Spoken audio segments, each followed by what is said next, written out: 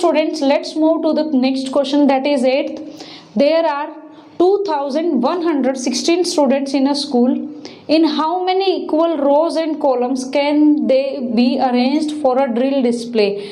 Drill display means आपने देखा होगा ना, जब फंक्शन वगैरह होते हैं तो उसमें equal number of rose and columns में ऐसे बच्चों को इकट्ठा खड़े करते हैं, तो वही होता है एक टाइप से यही। तो इसमें भी यही है कि इतने टोटल स्टूडेंट्स हैं कि हमें equal number of rose and columns में उनको अरेंज करना है। तो आप यहाँ पर कैसे करोगे, equal number of rose and columns. देखो सपोज मैं एक छोटा सा एग्जांपल देती हूँ, यहाँ पर कितनी है 3 रोज 3 कॉलम्स, तो इनमें अरेंज करना भी, ये तो यहाँ पर हो गई, यहाँ पर भी होंगे ना ऐसे, तो 3 रोज 3 कॉलम्स, तो यहाँ पर टोटल कितने बन गए 9।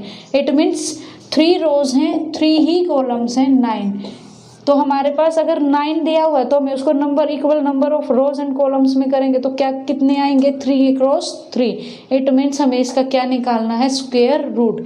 इन this question also we have to find out its square root. Total students are, now solution of question 8th. Total students, number of total students is 2116. Now number of rows is equal to number of columns. कितनी मान लें हम यहाँ पर, x मान लें, या फिर आप डायरेक्ट कर सकते हो, यहाँ पर इज इक्वल टू एक्स आ गया तो वो एक्स क्रॉस एक्स क्या आ जाएगा आपके पास 216। तो नंबर ऑफ, यहाँ से आप डायरेक्ट ही लिख लो, number of students in each row and column, in row and column is equal to क्या आ जाएगा, स्क्वायर रूट ऑफ 2116। अब और ध्यान रखना आपको इसमें स्क्वायर, ये प्राइम फैक्टराइजेशन आपको करके दिखानी है, शो होनी चाहिए। 2116 to 1058 2529 529 इज डिविजिबल बाई। अब आपको चेक करना है तो आप इसको ऐसे ही मल्टीप्लाई कर करके आप चेक करते जाओ। तो आप कैसे कर सकते हो, वैसे तो आप 3 से देखो, इसको नहीं होगा ये 3 से, देन आफ्टर 7, क्योंकि 9 है। अब देखो कि 9 किस में आ सकता है, कि सेम नंबर से करो आप।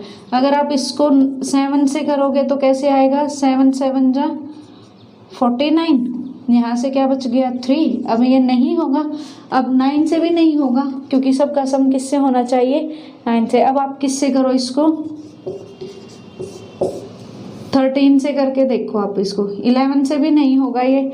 नाउ 13 4 जा तो क्या आ गया 52, ये इससे भी नहीं होगा। तो अब ऐसे ही ट्राई करना, तो ये किससे डिवाइड होगा आप यहाँ से आप देखना, फिर आपको पता चल जाए। जब आप इसको ट्राई करते जाओगे तो आपको नंबर क्या मिलेगा यहाँ से 23।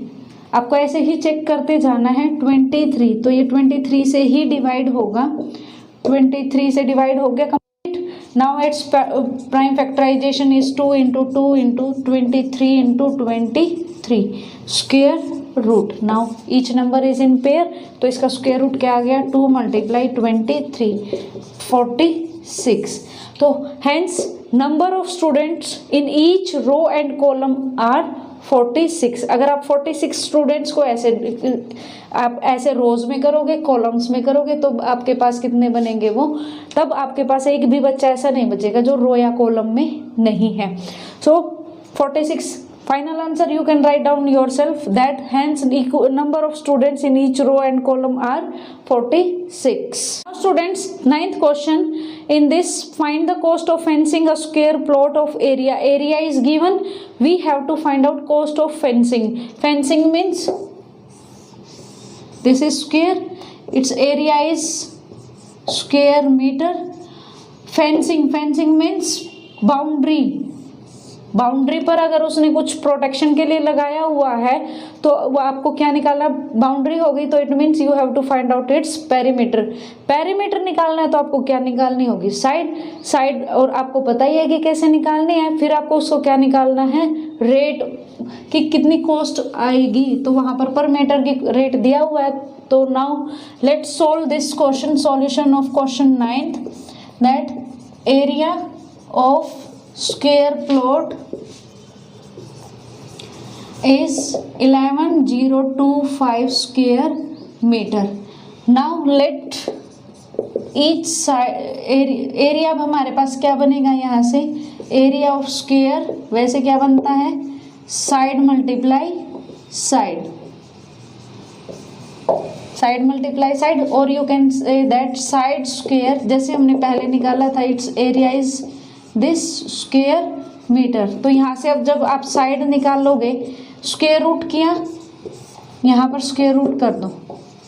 Now prime factorization of this is 3, 3 3 जा 9, 3 6 जा 18, 3 7 जा 21 एंड 3 5 जा 15. अगेन 3 1 2 2, यहाँ से क्या बचेगा 5.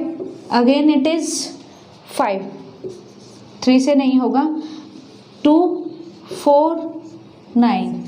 अगेन इट इज 5 2 जा 10, यहाँ से क्या बच गया 2, 5 4 जा 20, 20 के बाद 5 आए 5. नाउ इट इज 5 5 4 जा 5, 9 जा 7 7 जा. So its prime factorization is 3 cross 3 cross 5 cross 5 7 cross 7. Now square root is pairs. आपको यहाँ पर ना, आपको यहाँ पर ये अंडरलाइन करना है कि आपने इनका पेयर बनाया है. नाउ इट इज यहाँ पर आ जाएगा 5 3 जा 15, 15 7 जा 105. So each side of the square is 105. Each side of square क्या आ गई आपके पास 105 मीटर. अब आपको क्या निकालना है, fence.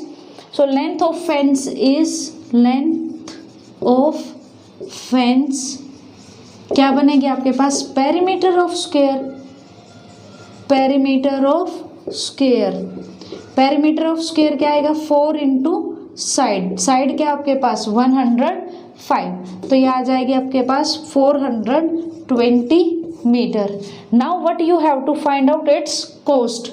Now cost of fencing 1 metre, 1 per metre दिया हुआ कितना है आपके पास ₹85. अब कॉस्ट ऑफ फेंसिंग 420 मीटर्स, तो आप क्या करोगे 420 मल्टीप्लाई 85. आप इसकी मल्टीप्लाई करोगे ना, तो आप इसकी मल्टीप्लाई करोगे तो क्या आ जाएगा 35700.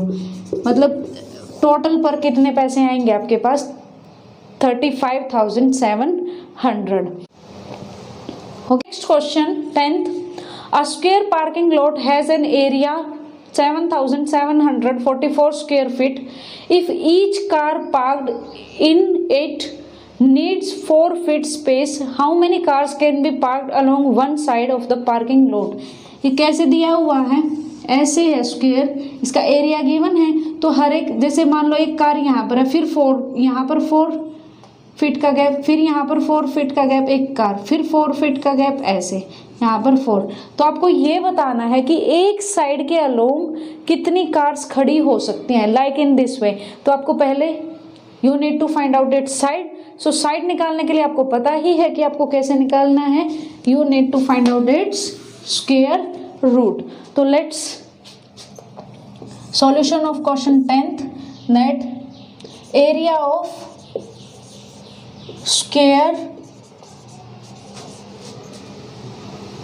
is 7744 square feet. ये गिवन है आपको. नाउ पार्क है यहाँ पर, कार्स पार्क की हुई है, तो आपको क्या निकालना है, इट्स साइड. सो एरिया क्या आ जाएगा इसका, side multiply side, it means side square. तो साइड स्क्वायर यहाँ से क्या आ जाएगी, side square is 7744 square feet. Side is square root of 7744. Now find out its factorization. Prime factorization 2 2 3 जा 2 8 जा 2 7 जा 2. Again with 2 1936 2 9 जा 18 2 6 जा 8 2 2 4 जा 2 8 जा 16 2 4 जा then 2 2 4 2 then 2 1 2 1 11 now 11 1 so square root 7744 is equal to 2 is how many times 6 times 2 multiply 2 and 11 is 2 times यहाँ से क्या आ जाएगा आपके पास सब पेयर में है तो its square root is 88 hence each side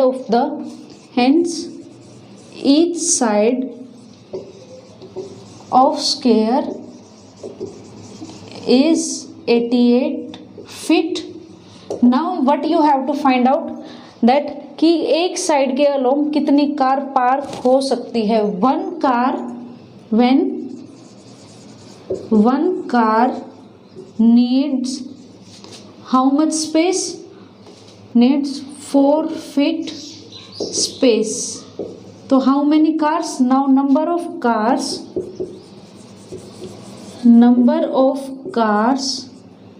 can be parked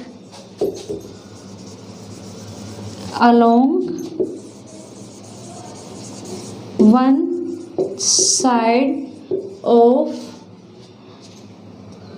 parking lot. क्या आएगा यहाँ से आपके पास टोटल स्पेस कितना है 80 और एक कार को कितना स्पेस चाहिए 4 फीट. तो यहाँ से नंबर ऑफ कार्स की कितनी कार्स आ सकती हैं 88 डिवाइडेड बाय 4 मीन्स 22 कार्स. तो ये आपका आंसर है 22 कार्स आप वहाँ पर वन साइड के अलोंग खड़ी कर सकते हो.